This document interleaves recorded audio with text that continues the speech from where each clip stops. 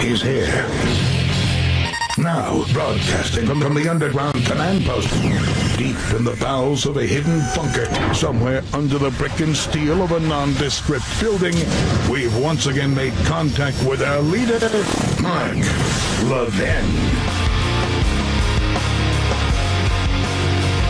Hello, America. Mark Levin here. Our number, 877-381-3811, 877-381-3811.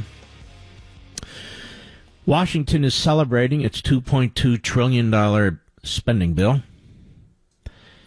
much of which has nothing to do with stimulus, quite frankly. It's 900 pages or more.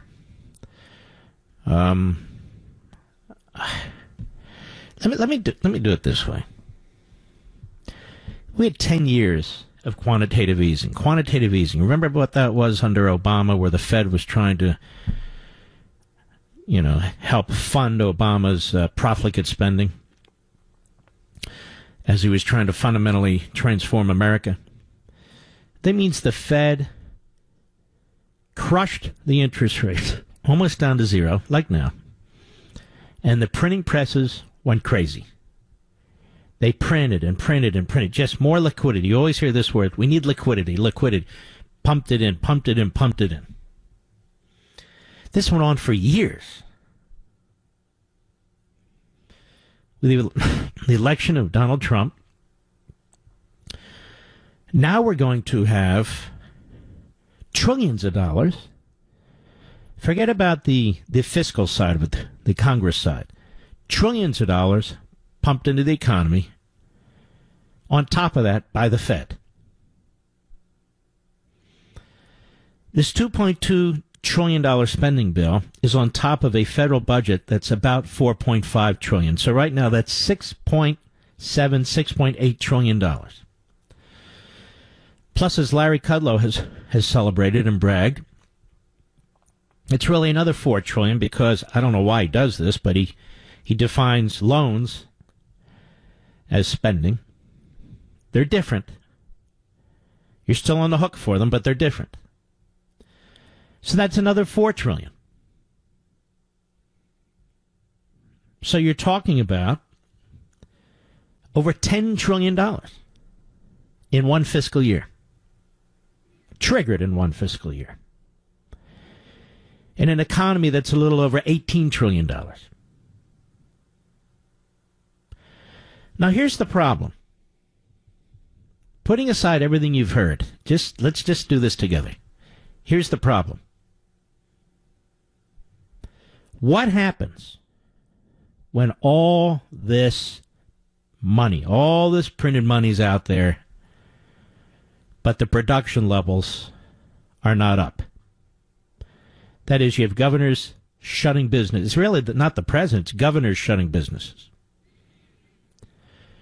Well, you have a lot of money around, don't you, Mr. Producer? In other words, you have a lot of cash around.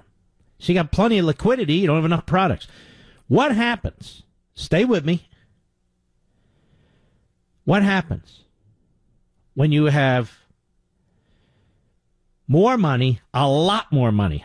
I don't mean you personally, but the system has a lot more money chasing fewer products because of these shuttered businesses. Some of you younger folks may not know. Mr. Producer, what happens to the economy then? You don't know. Mr. Call Screener, what happens to the economy then? I know, screw it. You get inflation. Inflation. It can be hyper, we don't know, but you get inflation. That means, ladies and gentlemen, the value of the dollar is worth less and less and less. Why? Because there's so many of them floating around. They may not be in your pocket, they may not be in your bank account, but they're out there because the Federal Reserve, through monetary policy, and Congress through fiscal policy, is spending enormous sums of money for which there is no gold reserve, no silver reserve, and no way to pay it back. Now, what's going to happen one day is you're going to have significant inflation. You'll forget this radio show. You'll forget what I'm saying here. Everybody's focused on the moment. I understand that. But we can focus on the moment and focus on the future. Now, this may happen, God willing, if Trump's elected in his second term. This may happen then. It may happen down the road. Nobody can know. Nobody can know. That's why some of us, and unfortunately, apparently, a minority of us, I think the vast majority of you, but a minority of us with microphones and television cameras are throwing a cautionary flag. I think 800, 900 billion, $1 trillion of this, as I have looked at the best I can, is understandable. I wouldn't have done it the way they did it because McConnell and Schumer, I just have so many disagreements with these men. I wouldn't have done it the way they did it. But that's understandable, more understandable. But to go from $850 billion to $1 trillion to $1.2 trillion to $1.8 trillion to $2 trillion and now $2.2 trillion is unconscionable. And everyone points to the vote in the Senate, 96-0. I want to remind you there was only one senator in the entire United States Senate who voted against the Iran deal. Only one, Tom Cotton. And he was right. And he was right. Now, there's different imperatives that are going on here, different motivations. For the Republicans, they want to jumpstart the economy. For the president, he wants to jumpstart the economy. And so they'll take the good with the bad. The problem is, ladies and gentlemen, there's a lot of bad in here. And I don't know why the administration thinks it's a good idea for the federal government to have an equity position, that is an ownership position, in the airline industry. Well, Mark, we're loaning them money. Folks, we loan everybody money. Can you imagine the federal government having an ownership position in private industry? Is that wise? This president won't be president forever. There'll be a kook president, like a Bernie Sanders type one day. They'll control the House and the Senate one day. They're going to have an ownership position in a business, an American business. That is socialism. Not in its purest form, but it's pure enough. Why are we touting that? And I was wrong. It's worse. In some instances, 4 months. Individuals who are furloughed will get 100% of their salary plus $600. So you have individuals who are going to be furloughed, or have been, but are going to be, who are going to make more money being unemployed than they did when they were employed. Now, that's not appropriate. That's not appropriate in a $2.2 trillion bill. That'll stimulate an individual and their families, but it doesn't stimulate the economy. If it does, then give them $100,000, Mr. Producer. Give everyone $100,000. Why not? Why draw the line at such measly amount? Let's join the hard left. Give them $50,000, $10,000, $100,000. Give them a universal basic salary. If that's what we're going to do, then go ahead and do it. Now, that's a disaster. What we need is production. Production creates growth. Growth creates jobs. Now, part of the problem is we have states that are shutting down businesses from one end of the state to the other. We've talked about the federal government needs to be more focused and targeted in the use of medical resources and in this financial assistance. That is, to people who really need it. We now have much better data, and we're going to get a lot more, and I want to get into that in a minute. You're now hearing the backbenchers. You know, I read these articles, I do a lot of research, I present them to you. They go hunt down the articles and hunt down the writer. That's fine. The more the merrier. Push the message out. Almost 2 weeks now, I've said we need to go from a broad brush approach to a focused approach. And the president is saying the same thing. And he's right, and he's under attack for it. The media want this economy shut down. Why, I don't know. They want all of you holed up in your homes and holed up for as long as possible. What do they want? The greatest depression in world history? Because that's what you'll get. These supply lines are going to keep working. Grocery shops aren't going to keep getting filled. Farmers can't keep farming. Ranchers can't keep ranching. Or whatever they do.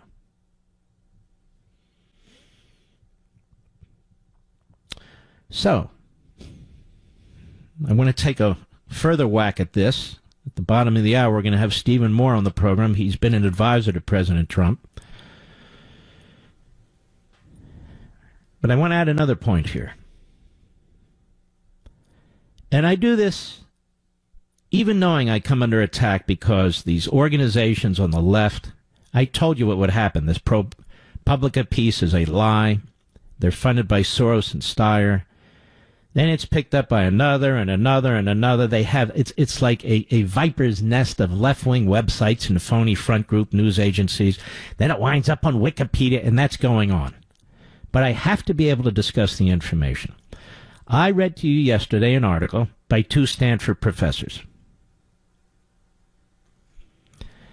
And they insist, and when you read the article, they're right, that the death rate is nothing like what's been talked about since we first learned about this virus, not in the United States. And one of the problems I'm having here is when these television networks and television stations all day long, all night long, 24/7, are posting numbers on the screen of confirmed cases of the virus, and then below it or next to it, how many deaths in the United States. And you're getting that seared into your head, and then the commentators say things like, wow, the confirmed cases are really, really going up, and look at the death rate and so forth. So what do you conclude from that? Because those are the 2 categories of numbers that you're getting. Confirmed cases, and look at the death rate. It's terrible. But it's inaccurate. We don't know how many people in this country have this virus. Of the people who've been tested, we know how many of them have the virus. But we don't know how many people in this country have this virus. It has to be more than the number from those who have been tested, because the universe is 320 some odd million Americans. And 320 some million some Americans haven't been tested. Maybe 3, 4, 500,000 have been tested. And of that number, they can confirm 80,000 cases. And the overwhelming majority of numbers of people who have this is unknown. We talked about that. We talked about the denominator. So the CDC, which screwed up the tests in the first place, the World Health Organization, Johns Hopkins, all these cable networks, all these television networks, all these so-called experts who are commenting on these numbers have no idea what the death rate is in this country. None whatsoever. Because we don't know how many people in this country have this virus or even had this virus. But the death rate has to be lower than what you're being told. And the insinuation by this constant graphic on the monitor is quite misleading. And the commentary related to it is quite misleading. Even though it says confirmed cases, And then it has death next to it, number of deaths. That is nebulous. That is ambiguous at best. Confirmed cases does not reflect the actual number of cases of people with the virus. It's much more than the confirmed cases. It has to be. And so the number of deaths is a much, much smaller percentage of those who come down with the virus. By the way, again, for the 4,000th time, a life is a life. I believe in human life. I'm opposed to abortion. We can save a human life. I am all for it. This is a serious illness. I get it. Trust me, we all do. How can you not? But you still got to look at the facts. If they're going to give us numbers, then look at the numbers. Plus, and I've asked this now for a week, how are they determining who dies as a result of this virus and who dies not as a result of this virus? Investments have been absolutely hammered recently, so I'm going to give you an easy win. Something you can save money on month after month after month right now. Switch your wireless provider. You're paying too much. Pure Talk USA will give you unlimited talk and text for just $20 a month. $20 a month. And right now, when you dial pound 250 and say my name, Mark Levin, you'll get 50% off your first month. Pure Talk USA covers 99% of Americans. Their U.S.-based customer service is unrivaled. No ridiculous contracts, no ridiculous fees. And by the way, their president and CEO is a U.S. veteran. Friends, you can even keep your phone and your phone number. When your investments are down, you want to save as much as possible on your expenses. Dial pound 250 and say my name, Mark Levin, and save 50% on your first month today. Again, dial pound 250, say Mark Levin. Pure Talk USA, simply smarter wireless. From the experts, from the TV hosts, from the commentators, have been wrong. They've been wrong. 1%, 2%, 3%, 4% of the people who get this virus are going to die. It's not true. It was never true. It's not true. It was never true. Over 99% of the people who get this virus are going to live. Now, I actually saw a host today when the number of confirmed cases of the virus shot up. They said, this is not good. Ladies and gentlemen, we're doing more tests. The numbers are going to go up. They're going to go up a lot. Of course it's not good when people get a virus. It's bad. But what does it mean in terms of the mortality rate? It means the mortality rate. It doesn't help the individuals who pass or their families. I understand that. But it means the mortality rate is going to plummet. I'll be right back. Ladies and gentlemen, they say every dark cloud in life has a silver lining. And today, I'm going to prove it. The U.S. Constitution calls for two forms of legitimate money, gold and silver. Half a century ago, we abandoned both. Meanwhile, gold and silver prices have rocketed. This year, growing political and economic uncertainty could push prices even higher. So to help protect my listeners, Swiss America has a very special offer. Silver Walking Liberty $half at the amazing low price of $8.95 each. You heard me right, $8.95. Call now to reserve your silver coins at 800-289-2646, which spells 800-BUY coin. That's 800 buy coin. Silver Walking Liberty $half for just $8.95 each delivered while supplies last. That's 800-289-2646, which spells 800 buy coin. 800 BUY coin. That's 800 buy coin while supplies last. All right, we have a special guest. He's an economist at the Heritage Foundation. He's been an advisor to Donald Trump, President Trump. Steve Moore, how are you, my friend? Hi, Mark. Doing well. The stock market went way, way up today. So this is 2 days in a row of a really strong signal that people are feeling better about things. And it started when Donald Trump announced that he wanted to reopen the economy. Well, it's at least a signal that Wall Street is very excited. So let me ask you a question, Steve Moore. I'm all for opening parts of the country and the economy, that's for sure, and we'll get into that. I want to talk about this $2.2 trillion bill that started at $850 billion and a week later is $2.2 trillion. Is this a wise use of money we don't have? Well, the question sort of answers itself, doesn't it? And by the way, for $2.2 trillion, we could eliminate the entire personal income tax and corporate income tax on every worker, family, and business in America. So, people who need to do the calculation, what would be better for the economy if no business or worker had to pay income tax or this aid package. The size kept getting bigger and bigger and bigger. Shame on Nancy Pelosi. By the way, if this is an aid package with urgent money for businesses and workers, why is it taking so long to get this done? This should have been done 10 days ago, Mark. I like the loans to the businesses because we can't allow small businesses to fail. We had so many, 25 million healthy businesses a month ago. Many of them are struggling right now. We want to give them a bridge loan so they can get through this and so they can be up and running by the time we get the economy moving again. Well, that's fine, but that's not most of this bill, is it? Right.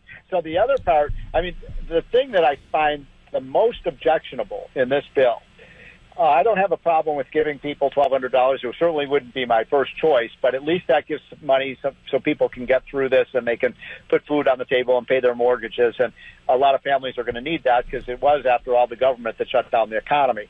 But I'll tell you what I find outrageous, Mark, and if I were Donald Trump, I think I would veto the bill because of this one provision insisted upon by Nancy Pelosi, which is 4 months of paid leave, essentially, for workers, and unemployment compensation that in some, get this, Mark, in some states, in some cases, workers can get more money from the government by not working than by going back to the job. We spent a lot of time on this yesterday, and my callers were furious about this. They should be. And by the way, Steve Moore, my callers, my listeners, the vast majority are furious with this bill. They don't believe it should cost $2.2 million to help our neighbors and help small businesses and all businesses to get through this. And when they hear of this profligate spending and borrowing and that it's actually $6 trillion, our friend Larry Kudlow says, because of the loans that the Fed is going to push into the system and, quote unquote, the liquidity, I can tell you, from truck drivers to a wife of a butcher to a police officer to a nurse, they're smart. They said this is crazy. Well, they're right. This is crazy. What started out to be a $1 trillion bill, it's amazing that in 7 or 8 days it went from $1 trillion to $2.2 trillion.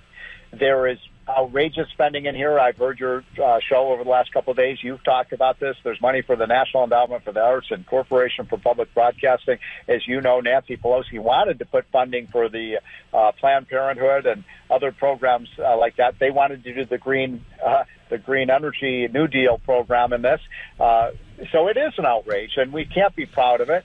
And the worst thing is it's not a stimulus bill. That's the other thing, Mark. I'm so sick and tired of the media and the politicians calling this a stimulus bill. As Milton Friedman taught us, you don't stimulate the economy by printing money, and you don't stimulate the economy by having the government send out checks to people. You stimulate it by production, correct? That's right. Well, and so go ahead. And so the president is trying to do that. That's why what he said last week is so critical, that we have a $20 trillion American economic engine, the greatest engine of growth in the history of the world. Donald Trump had it firing on all cylinders before the virus hit. We need to get back to that. There's no way. It doesn't matter how many checks the government writes or how many trillions of dollars the Fed prints. If people aren't producing anything, there's nothing for people to consume. This is the first rule of economics, and yet these pinheads in Washington don't seem to understand that if you've got tens of millions of people not working, and by the way, Mark, today we had the numbers, 3 million people signed up for unemployment insurance, and people said, "Are you surprised about that?" I said, "No. I mean, when you shut down 40% of the economy or 50%, guess what? People are going to be unemployed. And that number is, if we don't get the economy opened up soon, Mark, you're not talking about 3 million people applying for unemployment insurance. You're talking about 30 million. Mm-hmm. And here's the thing, Steve Moore. It's the governors in these key states with heavy populations that are shutting down businesses, and then they're running to the federal government demanding to be made whole. So this is a key point, Mark. I'm so glad you brought this up, because what is going on now, this is really important for your listeners to understand. So we have some great Republican governors around the country, like Ron DeSantis and others, Greg Abbott in Texas, who are holding firm. They're under incredible pressure from the media and the left to do what New York is doing, which is shut down their economy. And these governors are being very courageous, saying, no, wait a minute, we're not going to shut down our economy. By the way, these other states don't have nearly the problem that New York and California have. But I tell you, they're getting just whipsawed in the media. And people who live in Florida and Texas and Nebraska, you should be calling your governor and say, hold firm. Stick to your guns on this, because they're doing the right things. And New York probably, I think half of the cases are in New York. Yes. Did you know that, Mark? Yes, over half. Yep. So why should Idaho and Iowa and Nebraska have to shut down? But even when you look at New York's a pretty big state. Every part of New York is not New York City. So what's happening mostly is in the metropolitan New York City area, which is horrible. Don't get me wrong. That's right. But why would you shut down the whole state? Look at California. California is a huge state, geographically and otherwise. Why are you shutting down parts of central California, the breadbasket, they say, of the country in many respects? Why are you shutting them down? Well, can you answer me another question? How is it that the left is acting like Andrew Cuomo is the great hero of America, and yet, wait a minute, he's the governor of the state that has half of the cases? Gee, he's done a wonderful job containing this.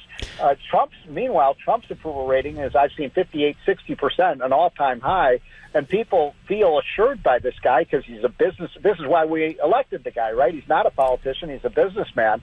And thank God that we have Donald Trump as president. Can you imagine if Joe Biden were president? Oh, my Lord. Or Cuomo. Let me tell you something. And I don't want, my audience heard me say this, but let me just summarize this. Every state, but in New York in particular, was the earliest to adopt the certification of needs laws. It is New York, and the buck stops with the governor, that decided how many beds are needed in New York, how many ICU beds are needed in New York, how many ventilators are needed in New York. This was never a top priority for Andrew Cuomo. He had a report on his desk that said we cannot handle a pandemic. And look, Steve, in all honesty, it's very, very difficult. A pandemic, you can't resource up for a pandemic every day. But that said, he had opportunities to increase his beds, to increase the ventilators, to increase the number of hospitals, and he didn't. And now he's talking about nationalizing industries. And today he said this $2.2 trillion bill is not enough. It's not enough. How do you respond to somebody like this? Well, I guarantee you heard it first on the Mark Levin show. In 2 or 3 weeks, Congress is going to come back for more money. Well, listen to me. You didn't hear it on the Mark Levin show. You heard it out of Nancy Pelosi's mouth. That's right. Yeah, they're already saying, after this incidentally, think about this, ladies and gentlemen. We already had $1 trillion budget deficit. Now we've just added $2 or $3 trillion, and they want to add another $1 or $2 trillion. And we're talking about deficits that are larger than the economies of most countries in the world. $5, $6 trillion. We've never seen anything like this. Now, this is why it is so important. I keep circling back to this. You can't keep a $20 trillion economy shut down. I think it was Warren Harding said the business of America is business. Americans want to go back to work. Trump is right about that. We want to be on the job. I'm in Washington, D.C. today. It was a beautiful, spring day. What are people doing? They're out on their bikes. They're getting outside, and the government's telling them that they're in a lockdown situation. American people want to work. The businesses want to get up and running. They just need the government to let them do it. Now, you're an economist. You're a very good economist. What happens when you print trillions and trillions and trillions of dollars and you don't have a significant increase in production? Well, of course, hopefully everyone knows the answer to that question, except the politicians, which is it's very simple. You have inflation. Inflation is too many dollars chasing too few goods. Remember that from high school economics. Too many dollars chasing too few goods. That's what we're going to have. Now, I want to be clear on this. We don't have any inflation in the system right now, but if this keeps up, when you and I talk 3 or 4 or 5 months from now, we're going to be talking about this inflation problem, or else you're going to be just talking about there's nothing on the shelves to buy. We're going to be like the Soviet Union. Yeah, we passed out all these dollars, but you have to wait in line for 2 hours to get anything, and the shelves are going to be empty because nobody's producing anything. I can't tell you how many businessmen and women, Mark, I have talked to in the last week who say, we want to get up and running. All we need, and why not let the businessmen and women decide themselves rather than have the politicians tell them? Well, especially if you're not in an area where the data shows that this is not a huge issue. Now, I want to give you an example of this, Steve. I wanted your input on this and the country. I spoke to my dentist today. I was curious to know because they deal literally with saliva all the time. I said, what's going on? And in Virginia, well, Northam has shut them down except for in cases of emergency. I said, well, how are you handling this? He said, look, Mark, we have a number of full-time, part-time employees, even hourly employees. They mean everything to us. I want to try and keep them. But this bill turns me into an employment agency. I said, what do you mean? I still have to pay my utilities. I still have to pay my lease. I still have to pay for this equipment. I still have to pay our partner. I still have to pay malpractice insurance. I've got to run a business that's not running. And the loans are being used for the most part, and we don't even know the conditions of the loans, how much we're going to have to pay back and what we're going to have to pay back. We're trying to get our CPA firm involved. The whole driving point is I'm now in business to employ people who aren't working. He said, this is what I'm spending my time on. And that you could tell that story a million times over. I mean, okay, so how do you create a robust economy after this if really so much of this the Democrats have advanced their agenda, which is you're in business to hire people, not in business to produce things, create wealth, and then hire people? Well, that's a great question. It's why we have to get businesses up and running. Look, revenues, and profits are what create a business. They're the oxygen source for businesses. And if they don't have it, they die.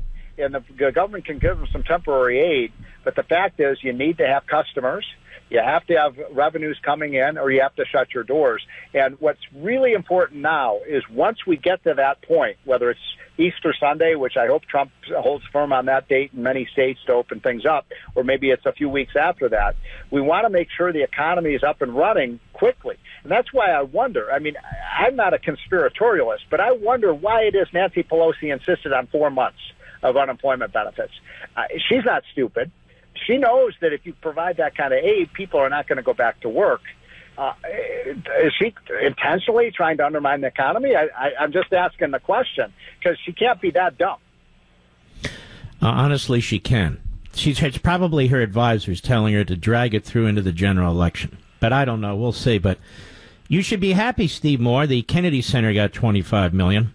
Yeah. That'll be exciting. So you can go there and watch the ballerinas, I guess. Well, just one last thing. I know we're running out of time. People are going to listen to this interview, and the liberals are going to see, there's Steve Moore and Mark Levin. They don't care about people dying. Yeah, right. I have 3 very close friends that have coronavirus, and one of them is on a ventilator and very sick. And I understand there's real health problems with this. And my heart bleeds for people who get this, and it's affected everyone. Everyone knows someone probably has coronavirus. So, of course, we need to take the best public health measures to keep people safe and not sick. But we have to do it in a sound way that allows some of these businesses to open. Maybe you have to isolate some of the senior citizens who are the most vulnerable to this. But there has to be a solution where you calibrate our economy. Our society depends on a functioning economy and public health. Right. Well, let me answer that this way, because you're absolutely right. Number one, destroying people's lives economically causes all kinds of illnesses, hardships, violence, and God knows what. That's number one. So why would you want to do that? Number two, you're exactly right. And we're not the only ones. You have medical professors and experts at Stanford and Yale now more and more speaking out saying Focus your resources where they need to be focused. Number 3, I didn't make the decisions on ventilators in hospitals and hospital beds. Mr. Cuomo did, as did other governors. They're the ones who made those decisions, not you and me, while they were prioritizing their liberal agendas. No, we care about life, whether it's a senior citizen or whether it's an unborn baby. Steve Moore, I want to thank you for your call, thank you for your input, my friend. We'll be right back. Wish you were at a post office right now. Me neither. Running a business or keeping up with your schedule takes a lot of time, and sometimes there just aren't enough hours in the day. That's why you need Stamps.com. Anything you can do at the post office, you can do at Stamps.com. Their on-demand postage means you can skip that trip to the post office. With Stamps.com, you can get 5 cents off every first-class stamp and up to 40% off shipping rates. Not to mention, it's a fraction of the cost of those expensive postage meters. Stamps.com is a no-brainer, saving you time and money. It's no wonder over 700,000 small businesses already use Stamps.com. Right now, my listeners get a special offer that includes a 4-week trial, plus free postage and a digital scale without any long-term commitment. Go to Stamps.com, click on the microphone at the top of the homepage, and type in the word bunker. That's Stamps.com, enter bunker. Because now the epicenter is New York City, and I ask my brothers and sisters in New York, a state that I love, a city that I love, why didn't Andrew Cuomo order more beds, order more ventilators, allow the construction and expansion of more hospitals and medical facilities, when under the Certificate of Need law of New York, he and the state are in charge, and they kept the numbers artificially low? Why didn't they make it a priority prior to this pandemic? I told you about the March 2008 Cambridge report that points to a number of states, including New York, and said they're not ready for an influenza pandemic. Well, this is a pandemic. Again, I cut them a little slack because you can't always be prepared for a pandemic. I mean, there's not enough money on the face of the earth for that. But there was no reason that he shouldn't have at least done a much better job than he did, because he did almost no job. And it is fascinating to me that no one at the New York Times and no one in any major media outlet, and there are a hell of a lot of them in New York City, has done an examination of Andrew Cuomo over the years and his priorities. Why haven't they? Why won't this? I've been bringing this up how long, Mr. Producer? A week now? A week? In a perfect world, no one would ever find themselves in unmanageable credit card debt. But the reality is it happens. Job layoffs, medical emergencies, car troubles. Life happens. It can be easy to get deeper into debt if you carry a high balance month over month. So why not make today the day you do something about it? Get a free mortgage review from my friends at American Financing and learn about refinancing that debt into your mortgage. And you'll get a much lower interest rate. You'll only have one manageable monthly payment to focus on. It could mean up to $1,000 in monthly savings, maybe more. Best of all, you don't have to start your loan term over, and that's going to save you a lot of money on interest.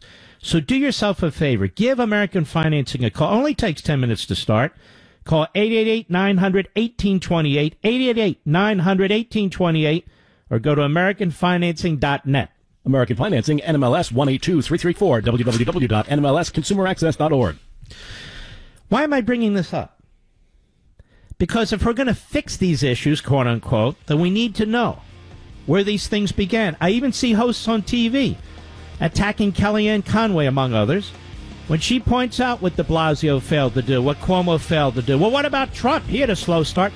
Trump was never in charge of the ventilators, the hospital beds, the ICU beds in the state of New York, or any other state for that matter. I'll be right back. He's here. He's here. Now, broadcasting from the underground command post, deep in the bowels of a hidden bunker, somewhere under the brick and steel of a nondescript building, we've once again made contact with our leader, Mark Levin. Hello, everybody.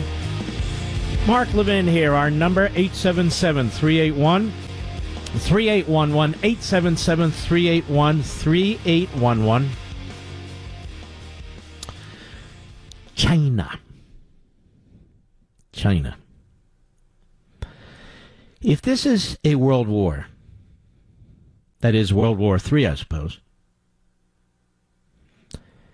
then who's our enemy? Well, everyone says it's an invisible enemy. It's the virus. Now, that's too easy. I don't mean the virus is easy. That's too easy a characterization. Then we need to have a world war against cancer, which kills 600,000 Americans a year. That puts things in context, doesn't it? We need to have a war, I guess, a world war against heart disease. A world war against car accidents. No. It's a war against this virus. But who? Who is responsible for this virus spreading the way it has spread? Who is responsible for the unemployment here? Who is responsible for the amount of resources that are having to be poured into these hospitals? Who is responsible for the illnesses and virus-related deaths in this country? Who is responsible for shutting down our businesses? Who is responsible now for a $2.2 trillion bill that has unleashed socialism in this country? And I'll get to this later, where Nancy Pelosi and other Democrats are saying, oh, this is great, but we're going to have 2 or 3 more of these. Can you imagine? The communist regime in China is responsible for what's happening to our country and many other countries. In specific, its fascistic dictator, Xi Jinping. He's responsible. I don't know why the president keeps calling him a friend. Are we in the middle of a war? Well, then who's the enemy? This virus was unleashed on these countries. This virus was unleashed on America because Xi Jinping and those communist bastards didn't let us know about it early enough. And they wouldn't let our experts get over there to figure out what the hell was going on. Why aren't people angry about this? Xi Jinping and the communist regime in China has done more damage to this country than the Soviet Union. More damage to this country than the Soviet Union ever did to this country.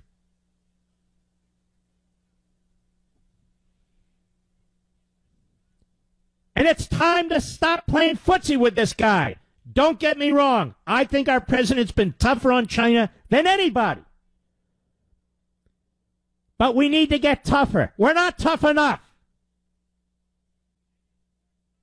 We're not tough enough. That regime, because of its own conduct, because of its own concern for its own power,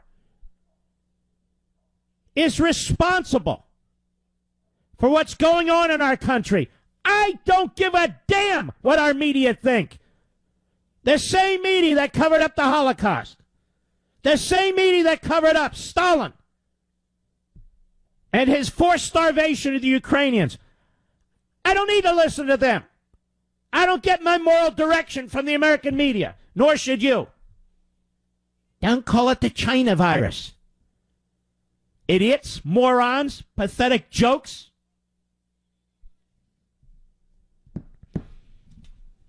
I guess we should call Xi Jinping Trump. Then they'll really attack the guy, right? But he's not our friend. He's a brutal, methodical, mechanical, cold-blooded mass murderer. That's why he didn't tell us, because he didn't give a damn.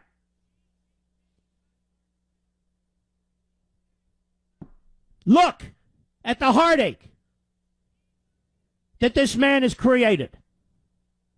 He may destroy our economy. Soviet Union couldn't do that. We destroyed their economy. And all of this gets lost in the discussion because, again, the left tells us what we can and cannot talk about. Xi Jinping is not our friend. In fact, he's our enemy. He's our enemy. And while these members of Congress are sitting on their fat asses in the House and in the Senate, trying to figure out how to steal us blind, how to rob the future from our children and grandchildren, how to put their constituent groups on boards of corporations, how to steal the vote the way they do in California all over the country, how to give money to the Kennedy family through the Kennedy, what the hell's it called? The Kennedy Center for the Arts, of course. Not directly to the family, but it is named after him. I can assure if it was named after Reagan, they wouldn't be sending money over there. It's time that China become a regular part of this discussion.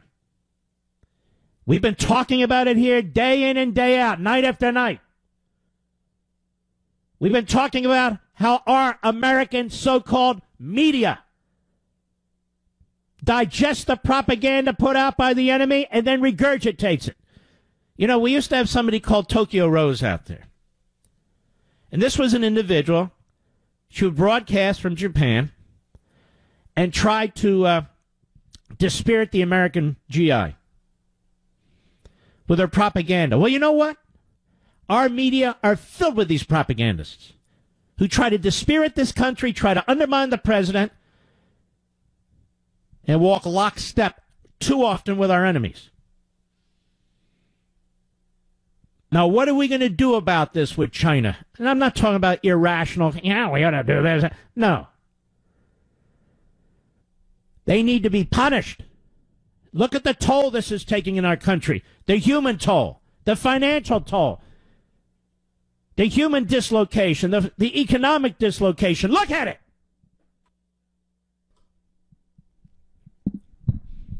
What are we going to do about it? It's not enough.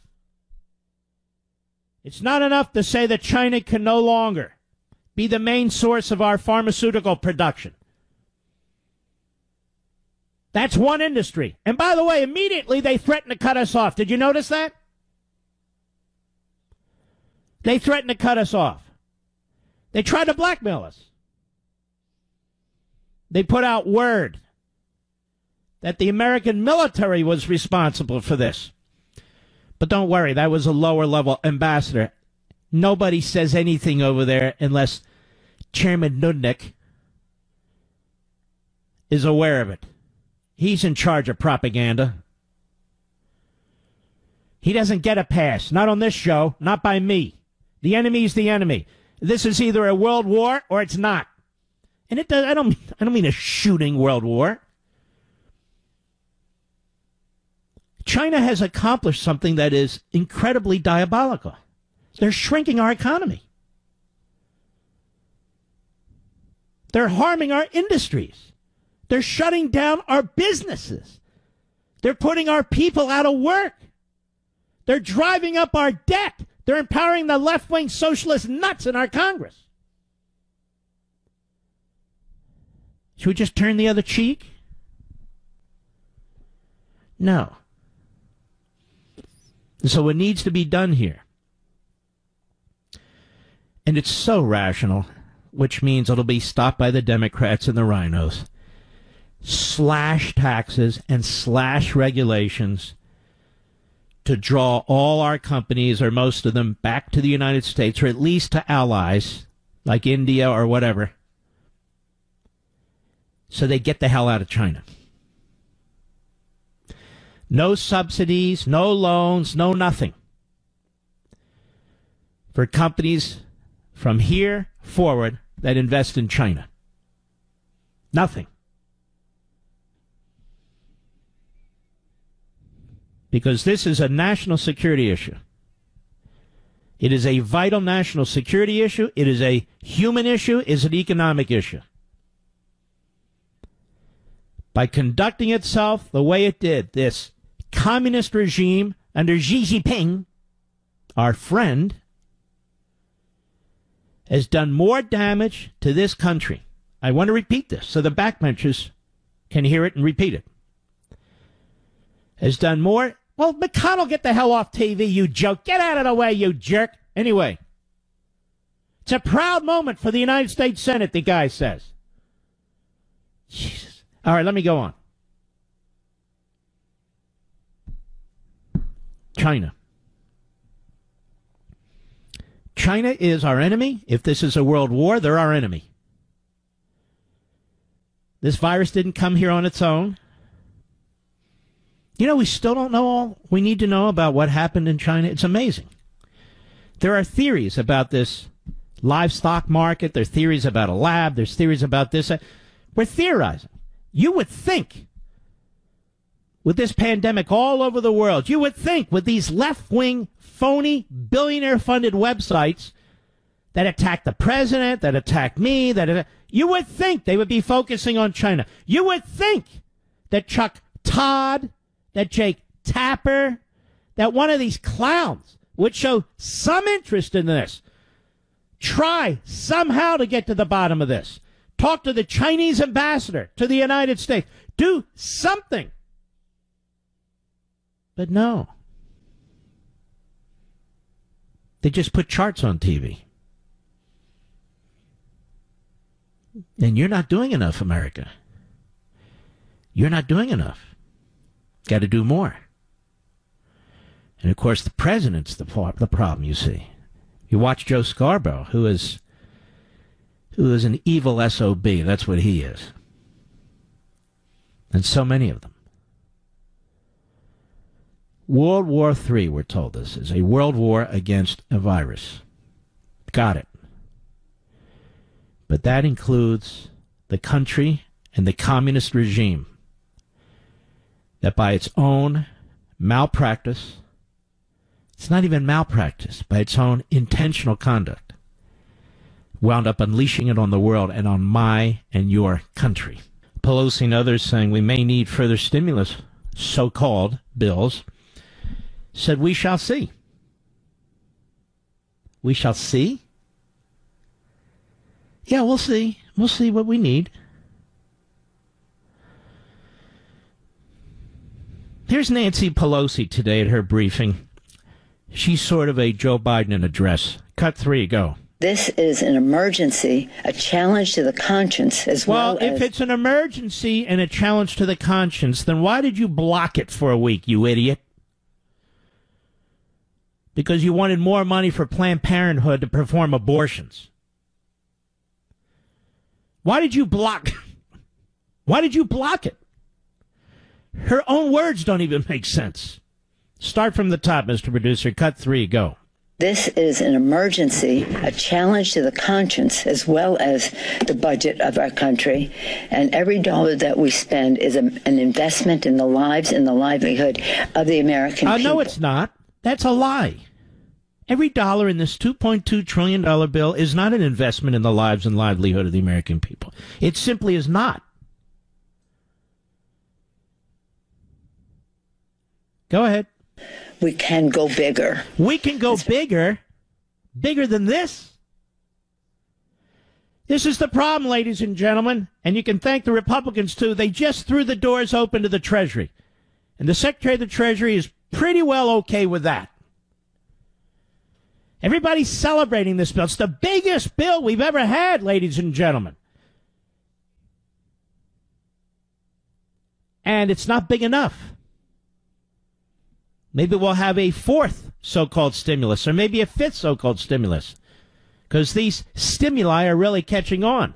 I know. I'm the only one. I understand it. I'm the only one nationally. So be it. Go ahead.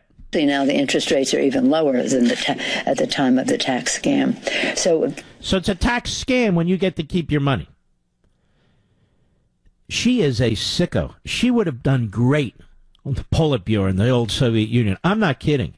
So when you get to keep some of your money, it's a tax scam. But when they take your money and spend it on stuff, that's the conscience of the nation. Go ahead. It isn't even, it's like I gave you a dime for a cup of coffee. it doesn't cost a dime anymore. It costs much more. Let's recognize that reality. I have no idea what that idiot is talking about, do you? Then they drag out Richard Blumenthal, sort of the Grim Reaper. Here's what he had to say. So now, by the way, now this is the mantra among the Democrats. And now McConnell didn't kill it. What he said is, we shall see if we need more. We shall see? Go ahead, cut 4. You know, we're not going to let the enemy, we're not going to let the perfect be the enemy of the good. We know that there is an urgency here. We're going to get this package done. The point is to get it done quickly, but get it done right. Still, it won't be perfect. And my view is there may well be a need for a fourth package, maybe even a fifth package. We ought to be prepared to vote, if necessary, maybe remotely. I'm prepared to come back to Washington if necessary. Wow, what a hero. By way of Vietnam, no doubt about it. Fourth package, maybe a fifth package, ladies and gentlemen. Let me tell you what these people are doing. They're going to destroy the economy on the out years. They're going to destroy it. Your savings will be worthless. Forget about the stock market. Your pension will be worthless. They're going to destroy the currency. Some people are acting out of fear, mostly the Republicans. Some people are acting out of diabolical purposes. That is, to advance their agenda, most of the Democrats. There are no moderate Democrats left. There are no fiscally responsible anybody left. This is amazing. A week ago, if I said we're going to spend $1 trillion to try and stimulate the economy, protect our workers, protect our businesses, that would have been rational, $1 trillion. Now we're 2.2. Maybe we need a fourth. Maybe we need a fifth. The doors are wide open, ladies and gentlemen. They're wide open. And I may lose audience. God knows. I may lose some of you. But I'm going to still continue to stand here. 381-3811. All right, let's go to some of the callers. We have the best and smartest audience in all of broadcasting here, or you wouldn't be here. And we have so many great callers. Let's go to Robin, Canton, Georgia, on the Mark Levin app. Robin, you're on the air. Go right ahead, please. Hi, Mark. Hi. I want to give your listeners, and tonight you can rest easy. You've just talked to your biggest fan. Thank you. I want to give your listeners a real-life situation of how... But I have to tell you something. My really, really biggest fan, may I tell you this, is my mother-in-law. No way. It cannot be. and my wife debates with them who's the biggest fan, but my mother-in-law is honestly my biggest fan. No, I love all my fans. You're magnificent, but you get my point. Go right ahead. I do get your point. I get your point. I have a real-life situation where the stimulus unemployment benefit package is going to have disastrous effects. It already affects us. Our grandson is 3 years old, and he attends an autism therapy center, and it closed temporarily 2 weeks ago. Mm-hmm. Well, at that time, the therapists there, who are mostly millennials, and they are great at their job, don't get me wrong, but they were all begging for work. And so the owner there decided that she would ask the families, if you were interested in having therapists come and do in-home visits, then we will do that. Insurance was going to cover it. It was going to be great. So the girls came last week, and they came part of this week. None of those girls ever expressed any concerns over the coronavirus whatsoever. I was always scrubbing it. And keep in mind, they're millennials, so they don't have a great concern, to be perfectly honest with you. Go ahead.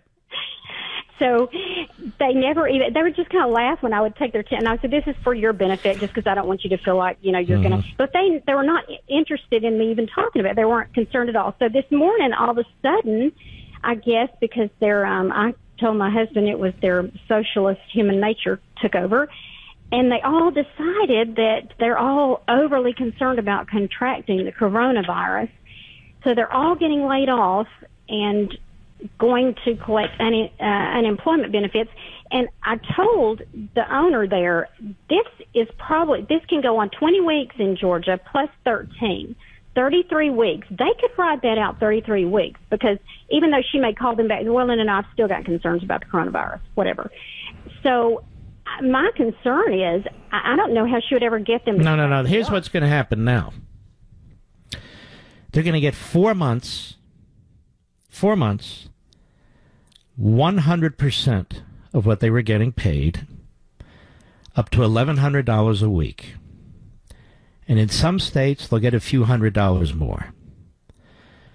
Because they've heard, or a lot of people have heard, that they can get 4 months if they're furloughed, or if they can't go to work for one reason or another, as you're saying, they can get 4 months' pay on the federal taxpayer, 100% of what they would otherwise get paid, in some states more, depending on how they handle their unemployment insurance, up to $1,100 a week.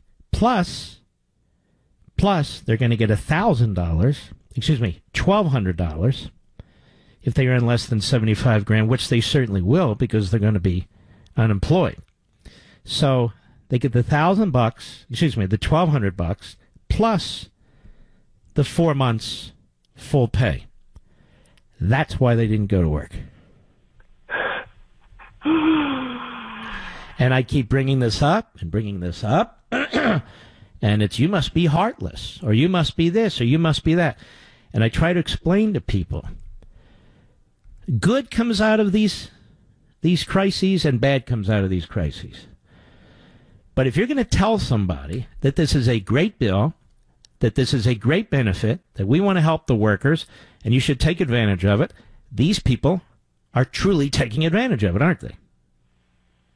Oh, in the most horrid way. So what's going to actually happen is, depending on the situation, the business, the employees, it's actually going to be harder, if businesses start to come back, to hire new people and to keep them over the next 4 months. It's going to be harder, depending on the business and depending on the pay scale.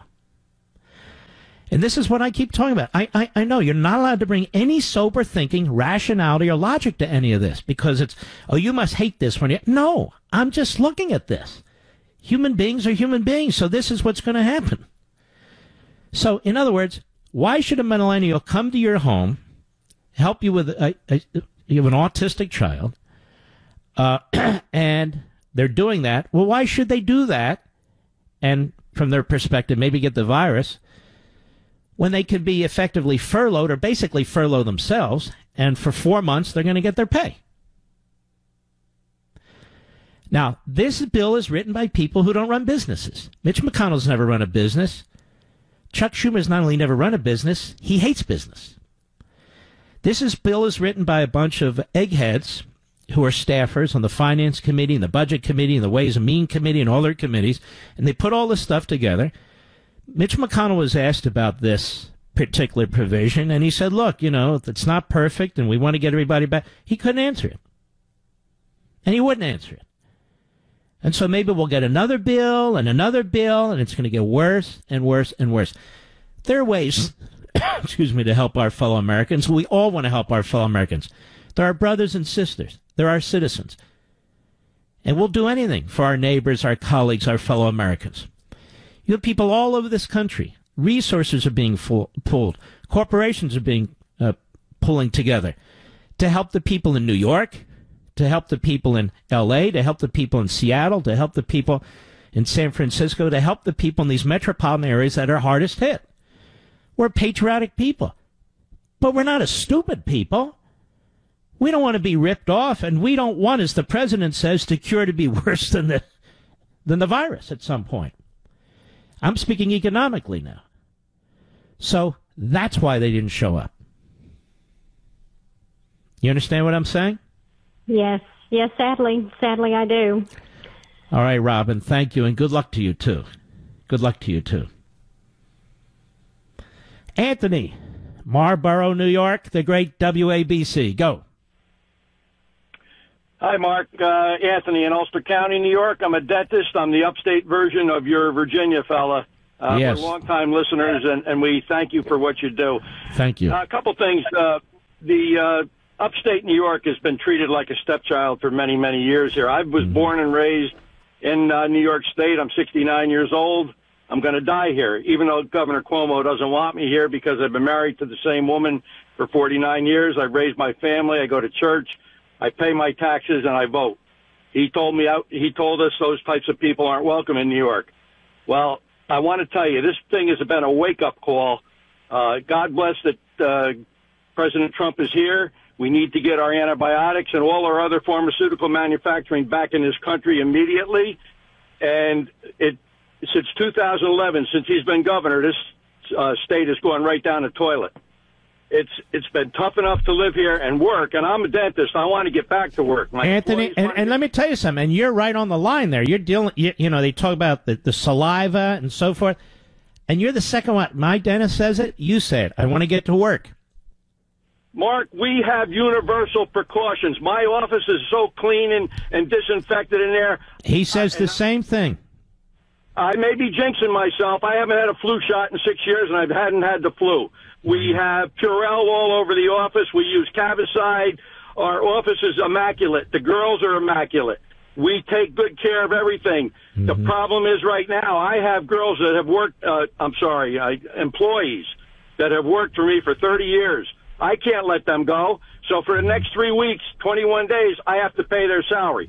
This state, there's 57 counties. Upstate New York, Ilion, New York, in Herkimer County, Remington Arms, 204-year-old company, shut down for and there's 4 cases of the coronavirus in Herkimer County. Why shut the whole state down? I sympathize with the people in the city. Don't get me wrong. I don't go there that often. But right now what's happening... But you're not talking about not helping the people in the city. I'm not talking about not helping people who need help. We're talking about the rest of it. I understand that. Listen, I just donated. They shut my office down. I donated 1,000 gloves, 250 face masks, and 12 surgical gowns to a hospital in Poughkeepsie. If every dental office has an inventory and did it on their own, you wouldn't have Governor Cuomo. And his problem is not that he doesn't get enough money. He's got to stop spending it. They spend it on ridiculous stuff. Exactly. And nobody goes back and says, what the hell have been your priorities since you've been governor? And why didn't you at least think about more ventilators and hospitals and hospital beds and so forth and so on? Truthfully, it is the responsibility of the state. He knows this. He's a power-hungry guy. And then I hear these press conferences, how brilliant he is. They don't give us enough ventilators. They won't give us enough beds. They won't give us enough masks. They won't give us enough this, give us enough that. Governor, people are doing everything they can to give our fellow citizens in New York everything we can, despite your incompetence over the years, despite what DeCamio was doing over the years. But so something like this isn't as severe. We can't stop them, but isn't as severe. These governors need to take some responsibility in the future and prioritize. They talk about health care. Well, prioritize it.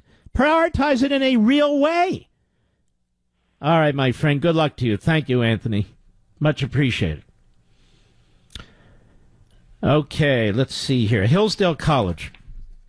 You know, if you and your family are finding yourself at home with extra time in your hands these days, I know an excellent way to fill it. Take a free online course from Hillsdale College.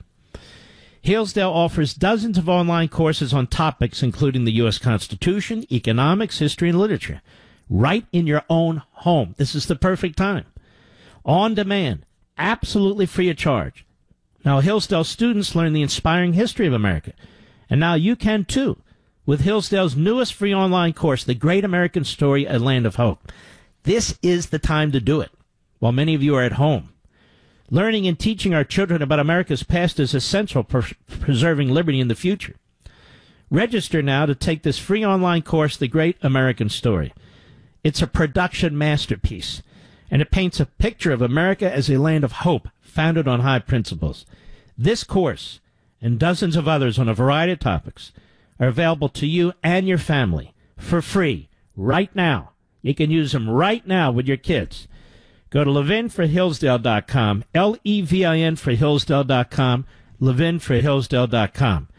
I'll be right back. I've been absolutely hammered recently, so I'm going to give you an easy win. Something you can save money on month after month after month right now. Switch your wireless provider. You're paying too much. Pure Talk USA will give you unlimited talk and text for just $20 a month. $20 a month. And right now, when you dial pound 250 and say my name, Mark Levin, you'll get 50% off your first month. Pure Talk USA covers 99% of Americans. Their U.S.-based customer service is unrivaled.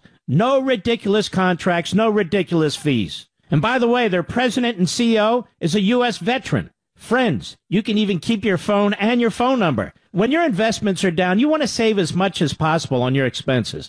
Dial pound 250 and say my name, Mark Levin, and save 50% on your first month today. Again, dial pound 250, say Mark Levin. Pure Talk USA, simply smarter wireless. Multiple job sites, stacks of resumes, a confusing review process. But today, hiring can be easy, and you only have to go to one place to get it done, ZipRecruiter.com/Levin. That's Levin. ZipRecruiter sends your job to over 100 of the web's leading job sites, but they don't stop there. With their powerful matching technology, ZipRecruiter scans thousands of resumes to find people with the right experience and invite them to apply to your job. You can even add screening questions to your job listings so you can filter candidates and focus on the best ones. ZipRecruiter is so effective that 4 out of 5 employers who post on ZipRecruiter get a quality candidate within the first day. And right now, to try ZipRecruiter for free, you, my listeners, you can go to ZipRecruiter.com/Levin. That's ZipRecruiter.com/Levin. ZipRecruiter.com/Levin. It's the smartest way to hire. Now listen to Andrew Cuomo every damn press conference. It's not about leadership. It's about making demands. And he doesn't think that $2.2 trillion is quite enough. Cut 5, go. New York State receives $5 billion from the stimulus, New York State government. And it's earmarked only for COVID virus expenses, which means it does absolutely nothing for us in terms of lost revenue. Now listen to that. $5 billion from the federal taxpayer earmarked only to address this virus, which is the whole purpose.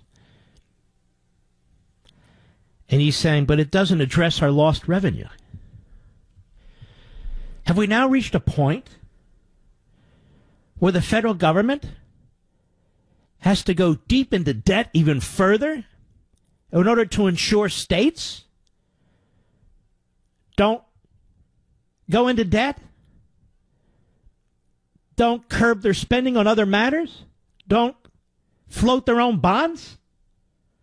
This is so out of control, so completely out of control.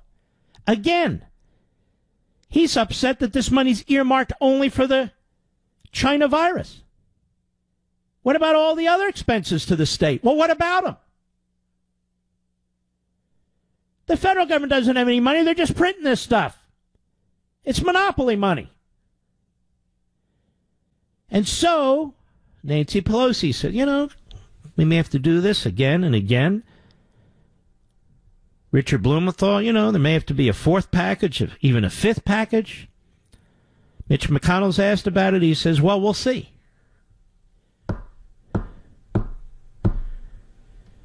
I don't know what's going to do more damage to this country, these so-called economic decisions or this virus. Economic dislocation is a horrific thing. Look throughout history. Look at the Great Depression. Look at the photos. Look at the pictures. Everything collapses.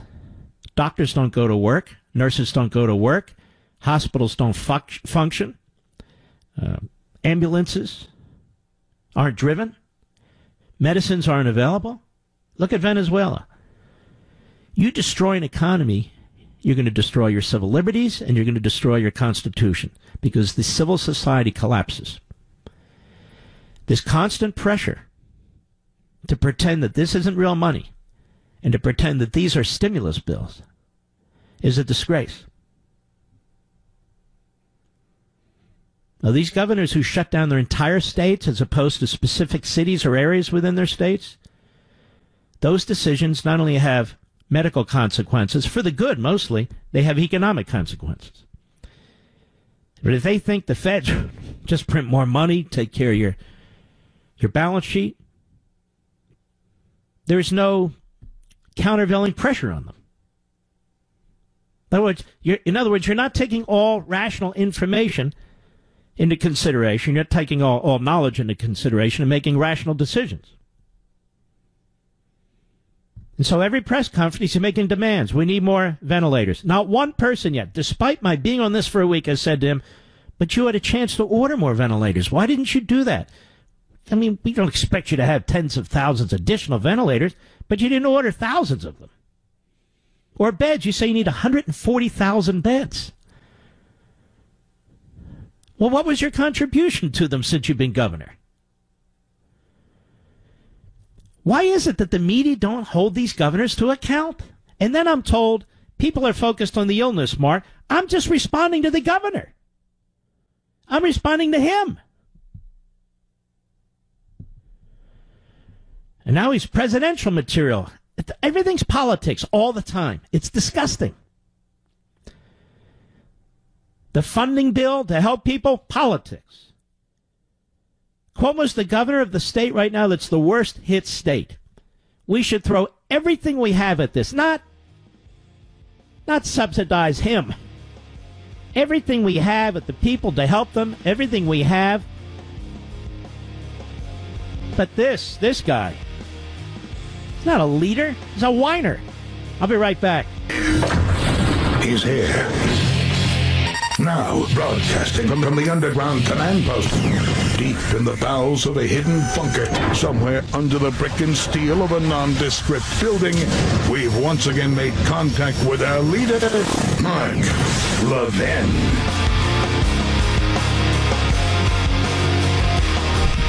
Hello, everybody. Mark Levin here. Our number, 877-381-3811, 877-381-3811. Want to hear something positive? At the Daily Caller, Ford, GE, and 3M pulling resources to make ventilators, respirators, and face shields amid coronavirus pandemic. Ford Motor Company, GE Healthcare. By the way, our friend at MyPillow, they're making masks, medical masks. I mean, really, everybody's chipping in here. Ford, GE, and 3M have started pulling their resources together to make ventilators, respirators, face shields to help fight the spread of the coronavirus. We were the arsenal of democracy during the 2 world wars, Executive Chairman Bill Ford explained during his appearance on the Today Show. We built iron lungs for polio patients. Whenever we're called on, we're there. We're going into our parts bin to see what can be done, he said. We're a very opportunistic company. Ford explained that the project, known internally as Project Apollo, involves several parts to help fight the pandemic.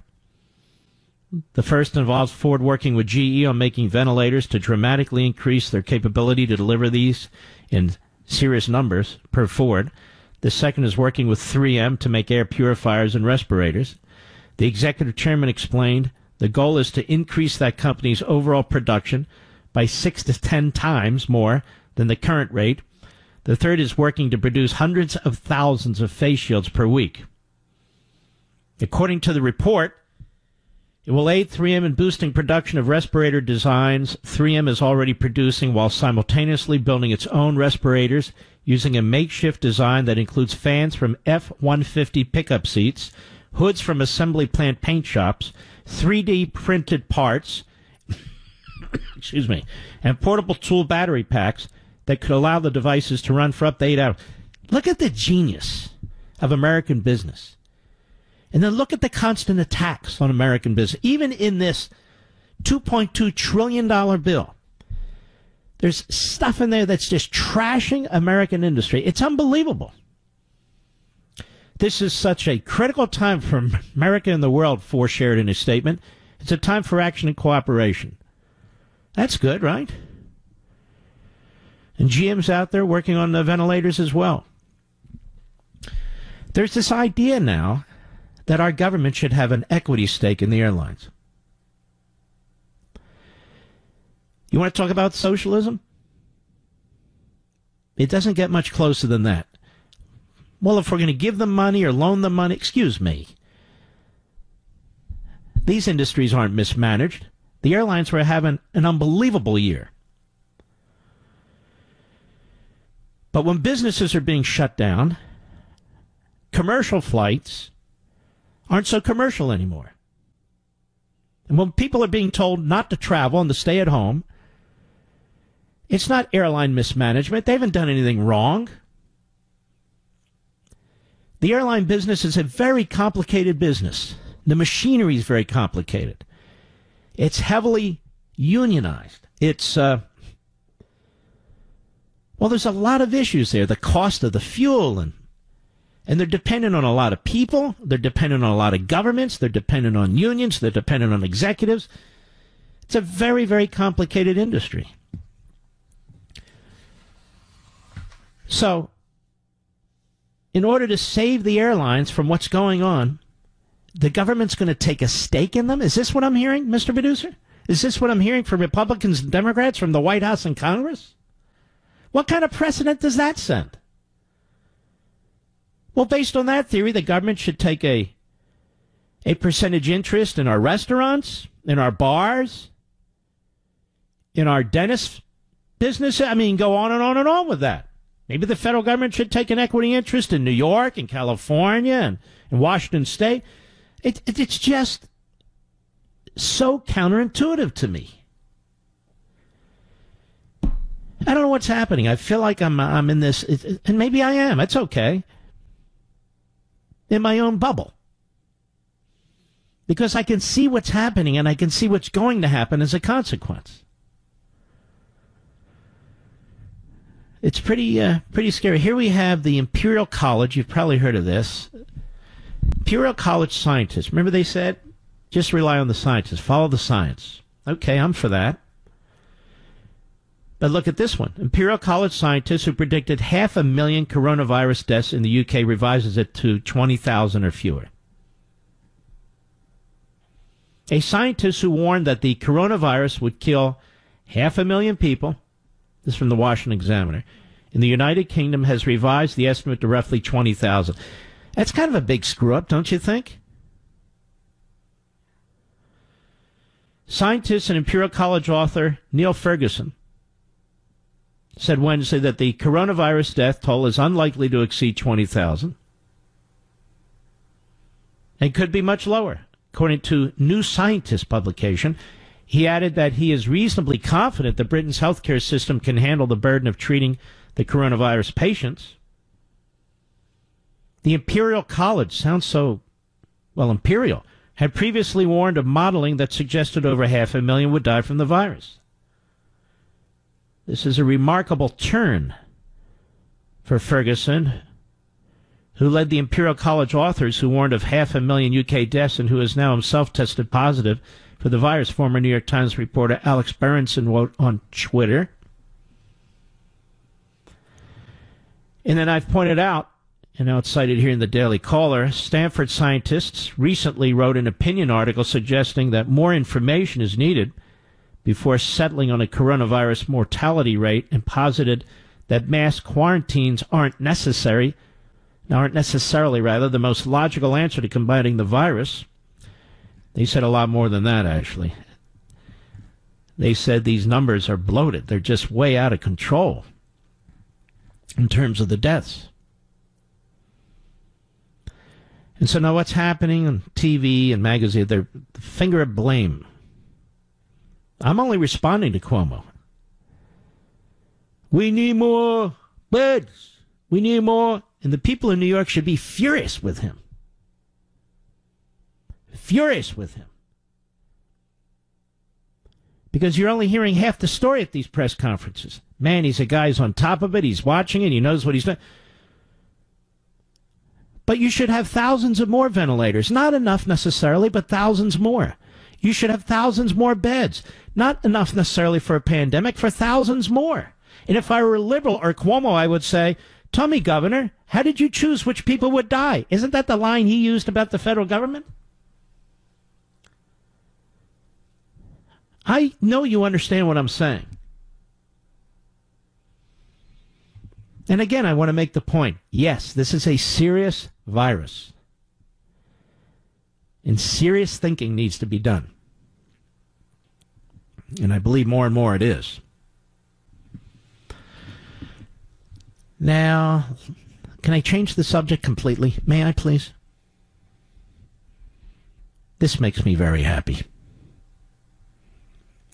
Washington Free Beacon. The Trump administration indicts Venezuela's Maduro for drug and gun trafficking. Adam Credo. The Trump administration announced today it is indicting Venezuelan President Nicolas Maduro and 14 of his government officials for narco-terrorism and drug trafficking. You know, I remember when the Reagan administration, maybe it was Bush, 41, not only indicted the so-called president, he was the dictator general of Panama, but I remember we went in there and we got him, tried him, and put him in a federal prison. I think it was in the Miami area. You guys don't know about that, do you, Mr. Producer? We went in and got this guy. He was General Noriega was his name, as I recall, because he was drug trafficking in the United States too. But this is very, very good. The surprise indictment unveiled by the Justice Department alleges that Maduro and his allies engaged in narco-terrorism conspiracy to export cocaine and weapons into the United States. The Trump administration has been seeking to depose the dictator for months, alleging he stole the country's 2019 elections from Democratic reformer Juan Guaido. Now, I'll tell you what's interesting. The Democratic socialists in our country, you know, Bernie Sanders and his ilk, they used to defend this guy outright. Now they defend him by their silence. They're too busy trying to depose Trump rather than depose Maduro. Now, the charges leveled against Maduro and his allies carry more than 50 years of mandatory prison time. You know, I've got to say, Bill Barr is one of the greatest attorneys general of modern times. I feel I worked for the greatest, Ed Meese. And there have been many good ones and many lousy ones. But Attorney General Barr is exceptional, particularly a second time around. Absolutely exceptional. I have nothing but tremendous respect for this man. I'm so deeply proud of him. When we come back, I want to change the subject one more time into something that is absolutely, in my view, incredible. We focus so much of our time on the United States, but we keep an eye on Israel, too. Israel, the homeland of the birth of Judaism and Christianity. It's important to keep an eye. Well, you know, been a lot of tumult there, as we say. Benjamin Netanyahu and his Likud party coalition had enough votes for 58 members of the Knesset, but you need 61. There's a party that formed called the Blue and White Party. So this was the third election. And really the purpose of the party, as it turns out, was to try and defeat Netanyahu. The head of that party is a guy by the name of Gantz. Or as they say, they're Gantz. Anyway, he's a former IDF chief of staff, a general. They have a habit over there in Israel. A lot of these generals turn out to be quite liberal. I can't explain it, but there you have it. Gantz's party and coalition really was relatively small. Unless you added in the Arab parties. They call them the Arab list of parties. And here's the thing. Every one of those parties opposes the very existence of the state of Israel. So when Gantz was running, he said, vote for me. I'm not going to let any of these parties in the government. Don't worry. I just need their support to become prime minister.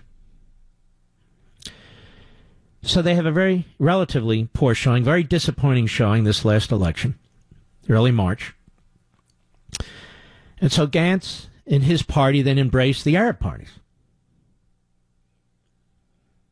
Then there's this other guy, Lieberman. He's a Russian Jew, and a lot of the Russian immigrants who are Jewish in Israel kind of back him. But he was formerly Likud, formerly in Netanyahu's government. It gets complicated, but I'll get to the happy ending in a minute. But he's held out because he hates Netanyahu. A lot of people think he's corrupt. I don't know if he's corrupt or not. There's been a lot of investigations swirling around that guy.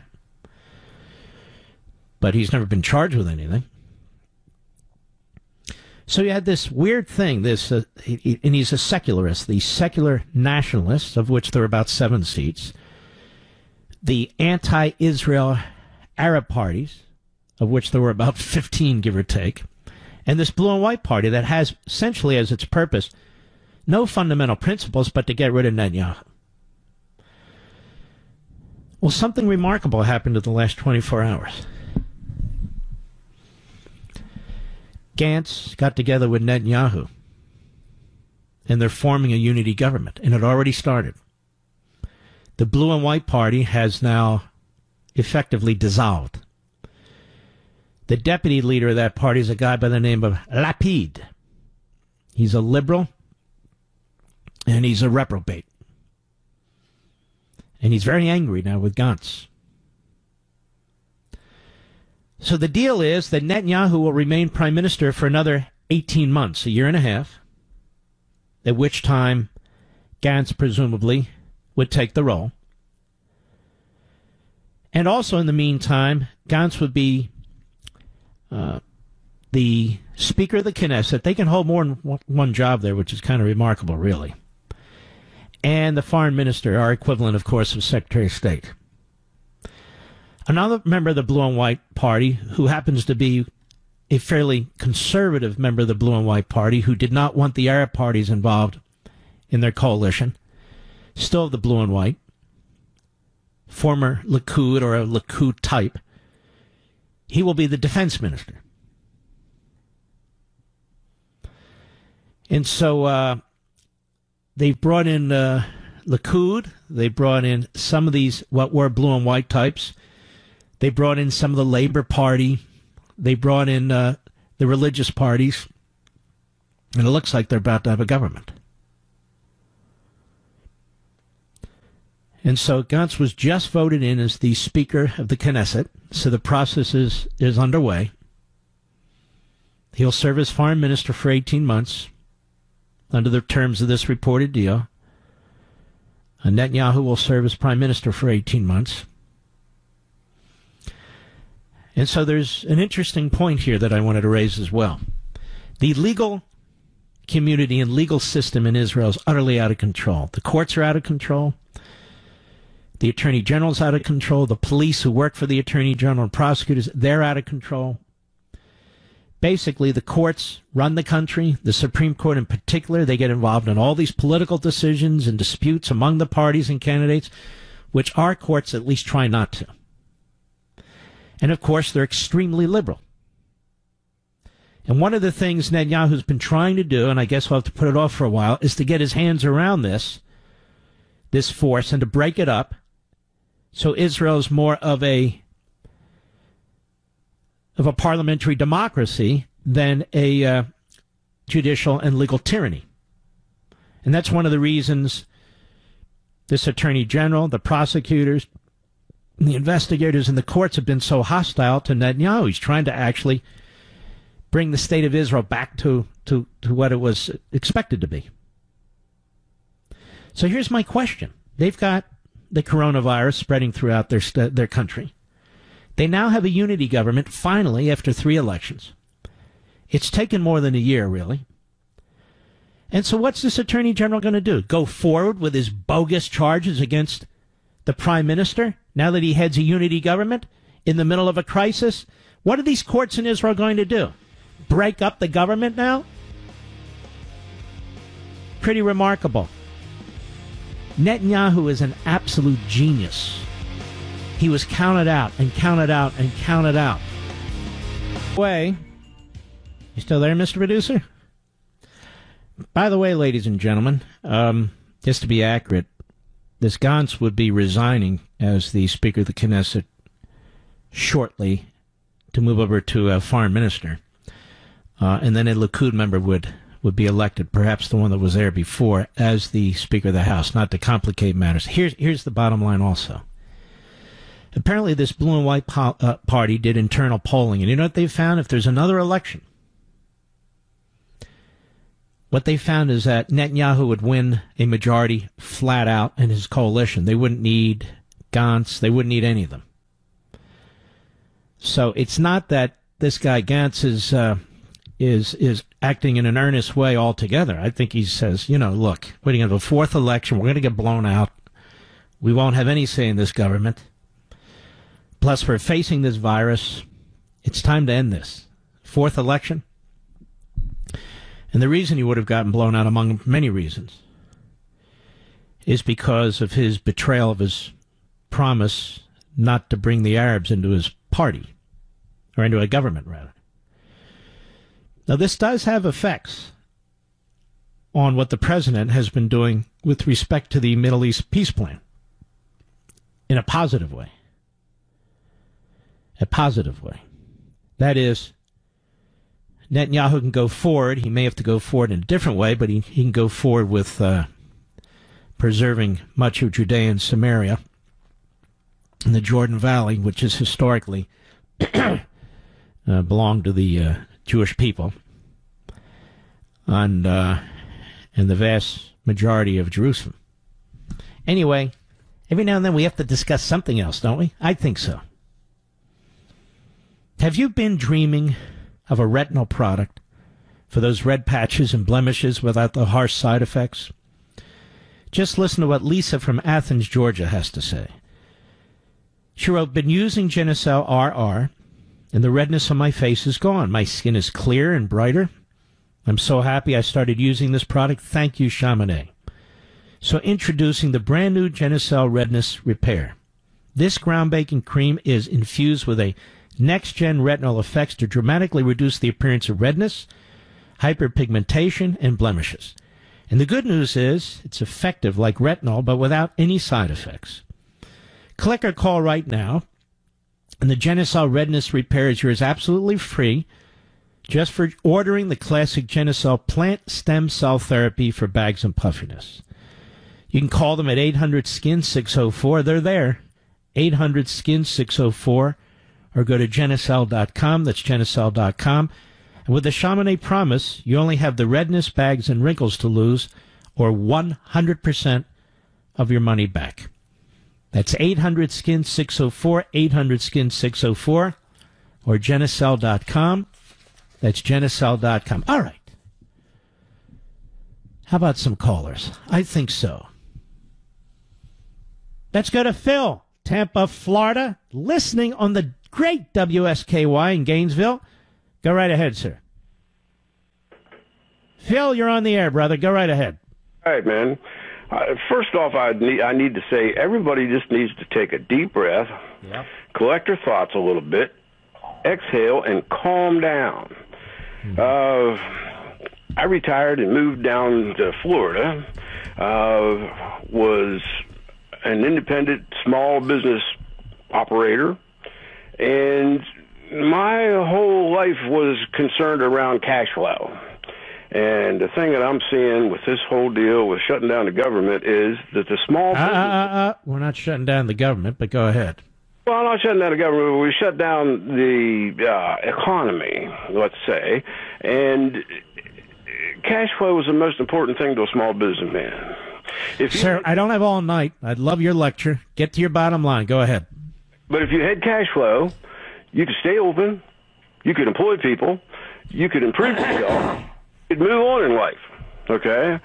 But as far as handing out money to everybody, anybody that's a small business realizes that if you borrow money or you get money from somewhere, you're going to pay it back. Yes, and number two, much of this cash flow, according to this bill, has to go toward the retention or hiring of employees. So let me ask you a question, a rational question as a businessman.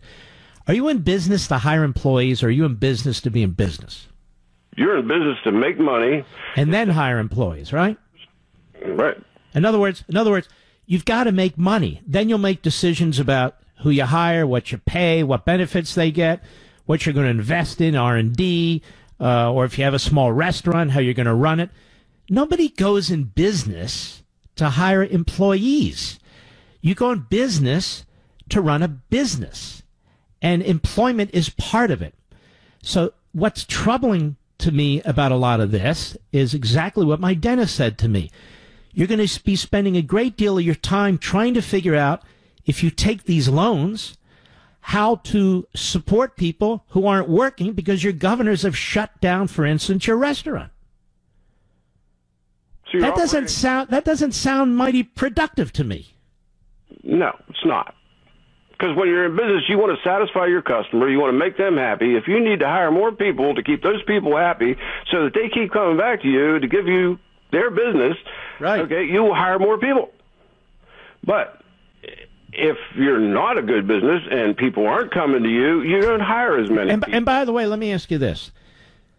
I think they know this won't work because they wouldn't be talking about a fourth and fifth stimulus when they haven't even passed this one yet, right? Exactly. And the thing is, the country doesn't need a stimulus. It just needs enough to get by on for right now until we get back to business. That's right. That's exactly right. $2.2 trillion. It's a lot of money to do what you need to do. A lot more than was necessary. Thank you for your call, my friend. Anytime Congress is asked to make a decision, this is what happens. It's really awful. The amount of pork, the amount of agenda items here, and they're going to come back a fourth and fifth time. And when McConnell was asked about it, he says, we'll see. The answer is no, Mitch. The answer is that's enough, Mitch. I don't get it. Why do we get it and they don't? Elaine, New Rochelle, New York, the great WABC. Go. Now that's the epi of epicenters. Go ahead. Yes, hello. Thank you very much for taking my call. I wanted to bring to your attention and the listeners' attention what is about to happen in New York with respect to nursing homes.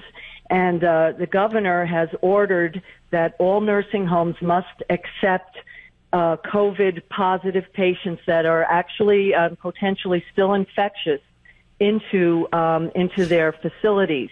And this will put our residents, our long-term care population. Wait. Are you pulling my leg seriously? No. Why would you send somebody who has this virus into a population that can kill people? Thank you. No. Are you serious? I am serious. Well, why would he order this? It doesn't make any sense. Memo. Because the hospitals. Well, first of all, I will point out that nursing homes are in the habit of accepting patients from hospitals to continue their care after their... They may be in the habit, but they must realize now that the most vulnerable people among us are senior citizens. And nursing homes, these are people that have issues. And so I'm trying to understand the point of this. What is the point of this? I'm looking at a directive from Andrew Cuomo and Howard Zucker dated March 25th that is ordering nursing homes. It says nursing homes must comply with the expedited receipt of residents from hospitals. They are deemed appropriate to go into the nursing homes by the hospitals, and we cannot discriminate based on the presence of COVID. And that's it. And that's how he's been managing this crisis. He has been dictating. He's been sending out memorandum and orders and executive orders, and there has been no coordination on the ground level. Here I'm speaking from Westchester and New Rochelle. We had the first COVID positive case in New York, and we were, for a time, the epicenter, and now, of course, it's shifted a little south of us. But basically, as you know, the hospitals are overwhelmed. They want to discharge patients somewhere else so they can take in new patients, and that's what the governor has ordered. Now, our National Association of Nursing Home Medical Directors, when I sent this memorandum to them, has issued a statement saying that this is extremely dangerous, unsafe, that it will increase the risk of transmission in nursing homes, and we all learned from Washington how catastrophic that is. It will destabilize the facilities, potentially increase the flow back into hospitals, overwhelm capacity, endanger healthcare personnel.